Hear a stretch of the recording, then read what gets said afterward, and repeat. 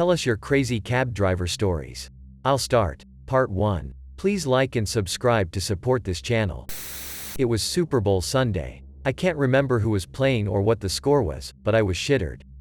A bunch of us left the house party we were at and started walking the couple kms back to our houses, which were all pretty close together. I got sidetracked in the apartment's community room where people put shit they don't want. I'm a sucker for that kind of thing. Anyway, walked out with a new wooden pepper shaker.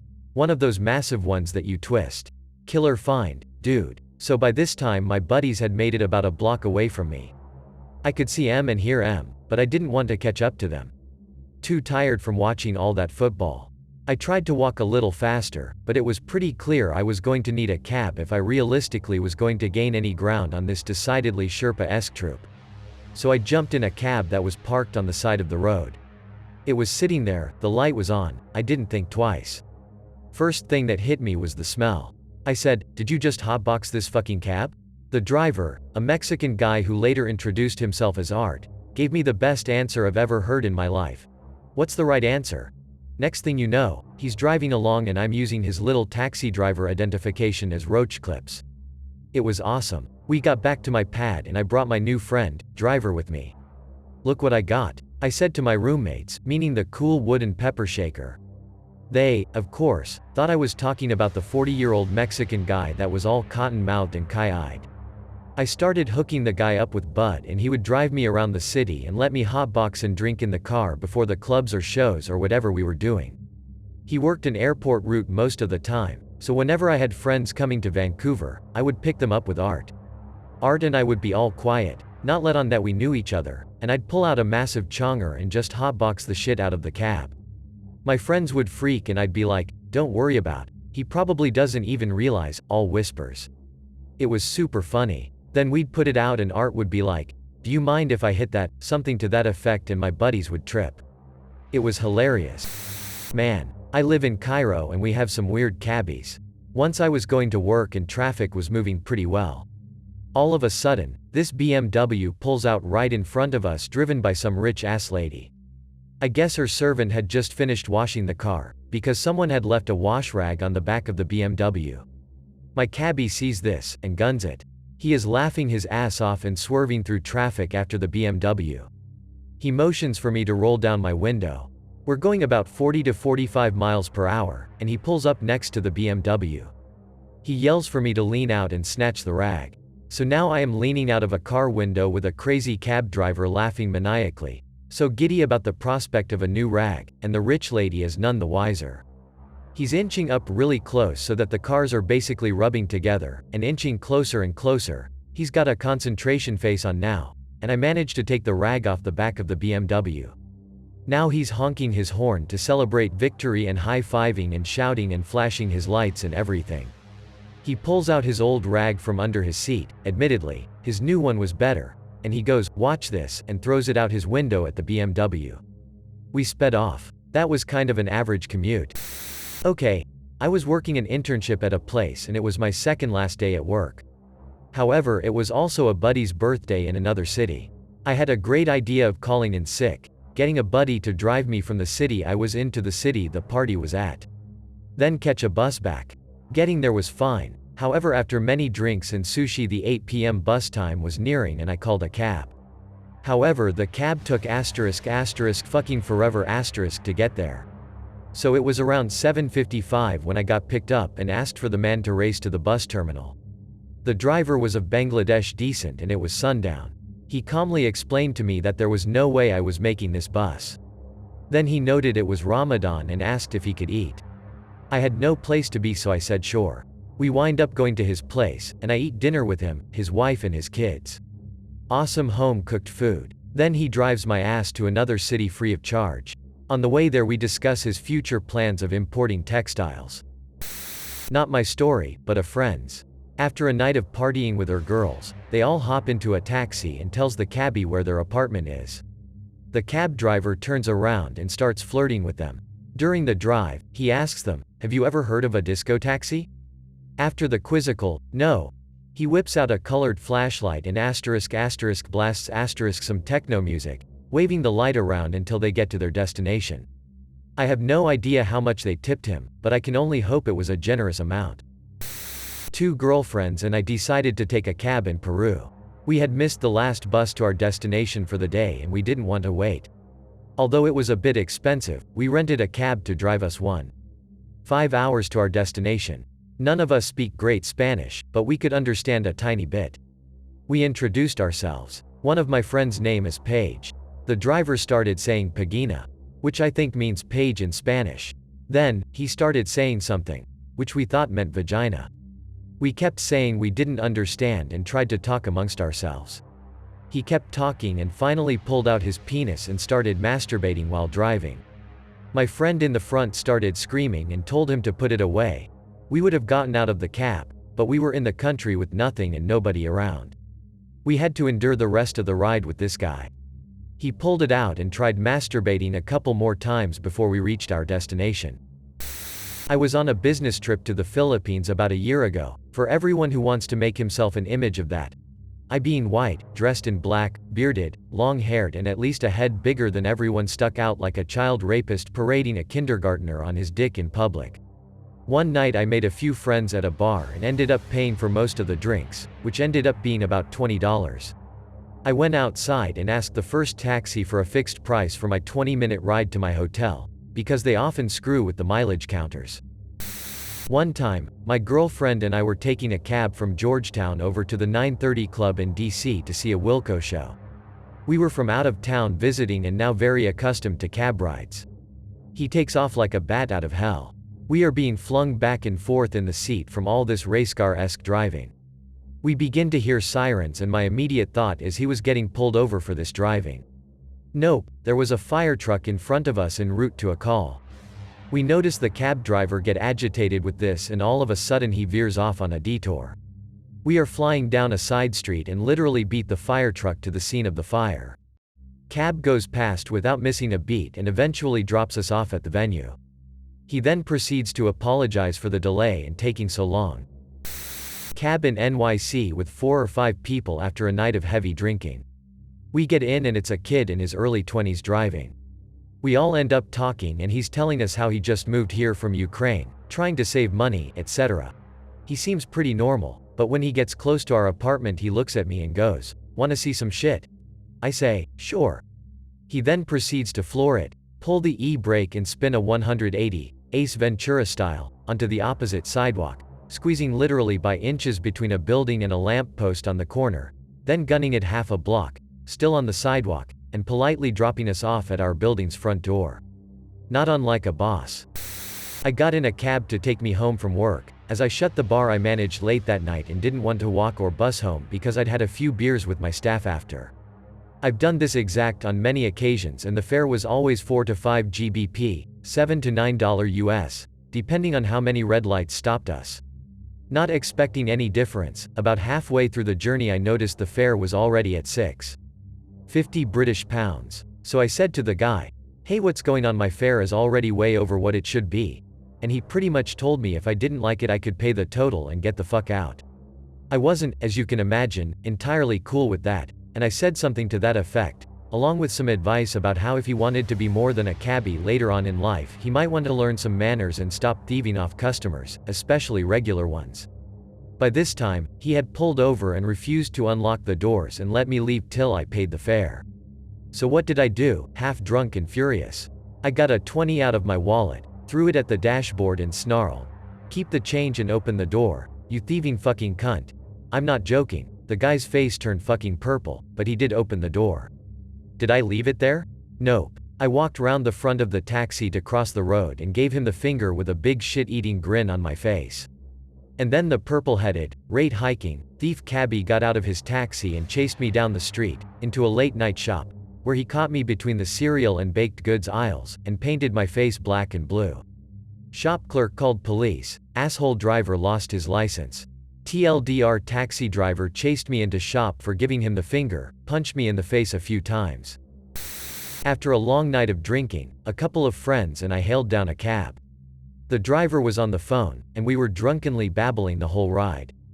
5 minutes before we're about to reach our destination, the driver hangs up, looks at us and says, "You guys like pussy?" We start dying of laughter, and the cab driver turns on the screen he had installed in his car. He was playing Brazilian gangbang porn, and we immediately die of laughter. TLDR, I can now no longer fap to Brazilian gangbangs because I laughed too much. I used to work at the Borders bookstore in downtown San Francisco. This Borders is on the same block as the Hilton Hotel, so there are always cabs lined up in front of the Borders. They are waiting on the Hilton guests to come out since they tip well. This causes this particular spot in San Francisco to become extremely crowded, as there can be 20+ cabs lined up just waiting. It was very annoying when I worked there. So, one day I'm doing my Borders thing when everyone, customers and employees alike, start whispering and pointing at an older, white-haired guy and his large bodyguard. It was Mr. San Francisco himself, Tony Bennett. He was nice and took pictures with people and signed a few autographs. He only stayed for maybe half an hour, shopping. He waved goodbye to his fans, Borders employees, and started heading towards the long line of cabs. His bodyguard walks around and opens the back door of one, and Mr. Bennett sits down. As the bodyguard is walking around to get in the other side, the cab driver flies out of his cab and starts screaming in Arabic, I guess, at the guard. The cabbie starts screaming that he is waiting for a Hilton guest and that the old man in the back had to get out. Keep in mind, this cabbie was like 25th in line.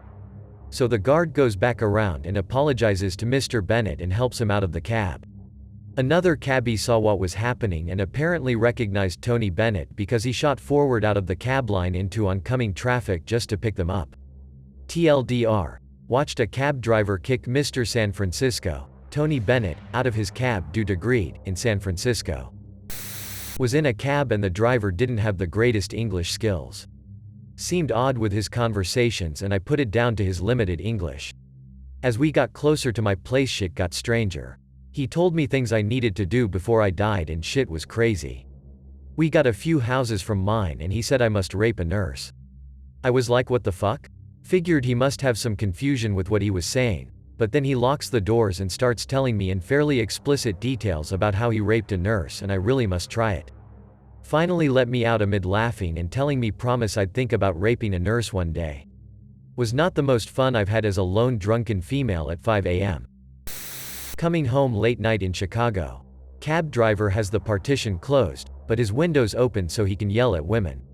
He is yelling, I have US passport, you come home with me. After a few minutes of this we start to talk to him, and convince him that women don't care about US passports. If he wanted to lure women he needed to talk about his 401k and diversified portfolio.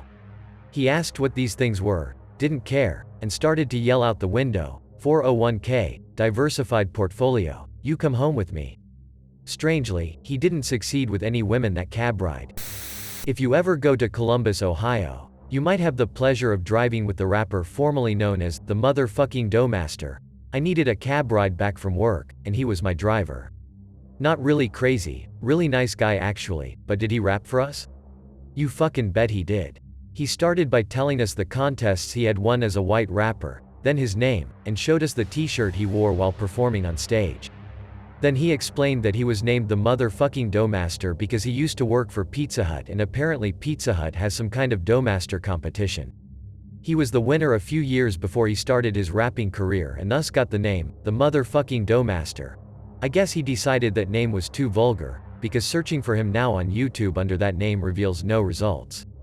However, if you do search for Doughmaster, he shows up. Here is his latest music video. Was in Vegas and our hotel room was robbed.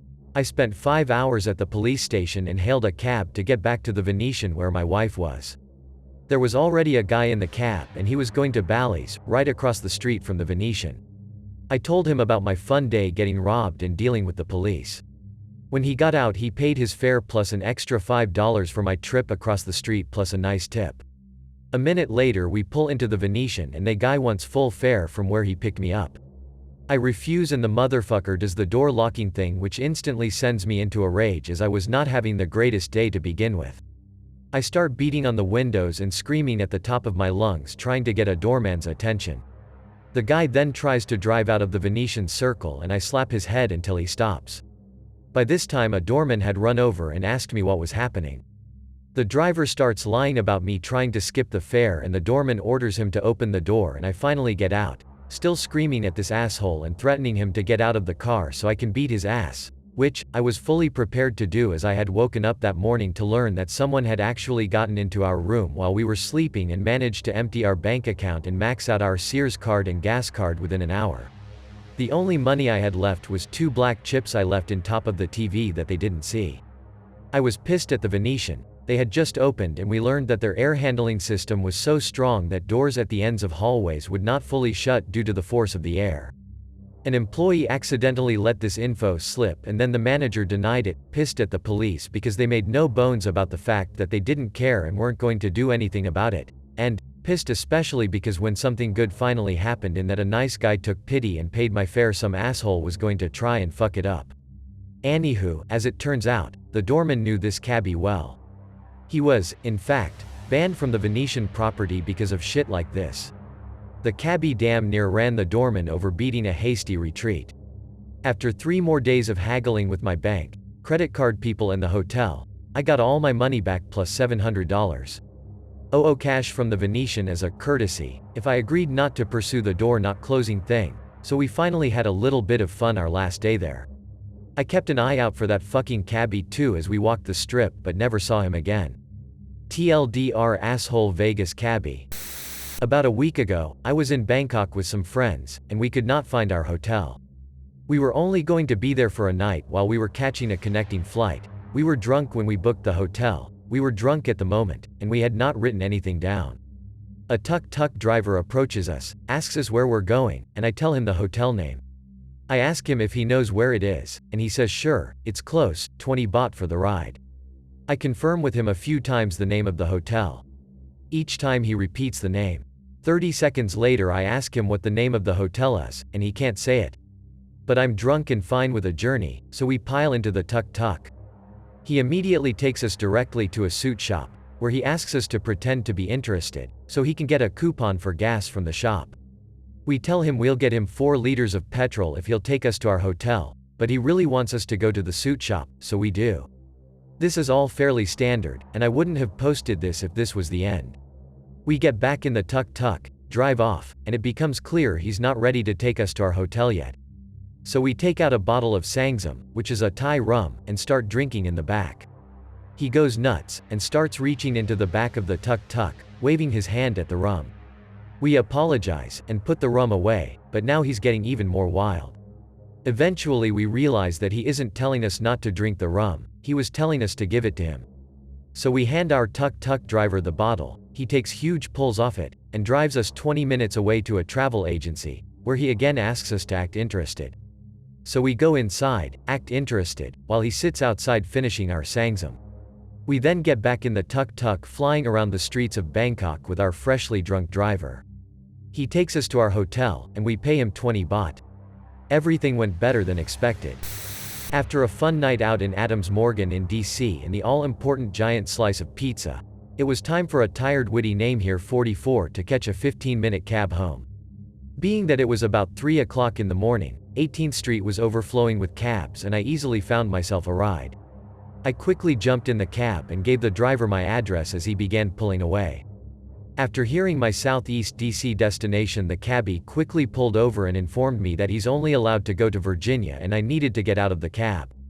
I quickly glance around the cab and notice the DC taxi cab certification hanging from his passenger side visor, a map of the cab zones in DC, the requisite DC fare stickers, and a list of the drivers' and passengers' rights, another piece of DC literature. Obviously I called him out on it and politely told him I'd like to go to my destination. He tried to keep up his case but soon learned that he wasn't gonna be able to make that BS stick. Most people would say, just jump out and get in another cab. Problem is, cabs do not want to go to SEDC.